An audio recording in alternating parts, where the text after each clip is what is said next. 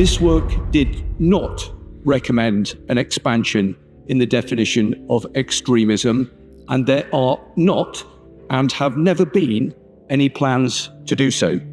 The leaked documents were not current or new government policy. Yesterday evening, Policy Exchange put into the public domain the Home Secretary's review into extremism, or at least a version of it. It did contain some deeply concerning proposals that I would like the Minister to directly address. The report apparently says that the definition of extremism for the purposes of the Prevent and other programmes could be extended to include the spreading of misinformation, the online so-called manosphere, and misogyny. 94% of terrorism-caused deaths since 1999 were caused by Islamist terrorism. Does he agree that combating Islamist terrorism is more important than policing the manosphere?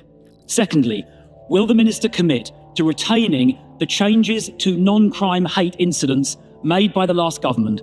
Police should not be looking into matters or recording personal data where there is no imminent risk of criminality.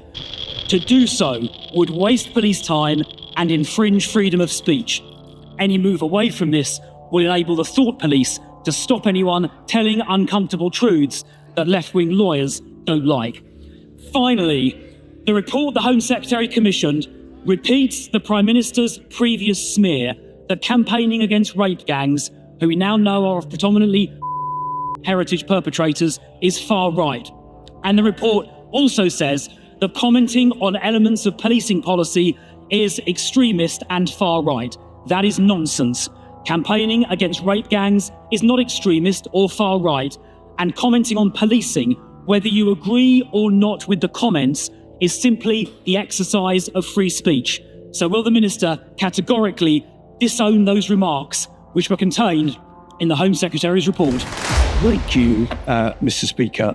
Let me just gently remind the Shadow Home Secretary that his remarks refer to a leaked report, which, as I could not have been clearer about, does not and will not represent government policy.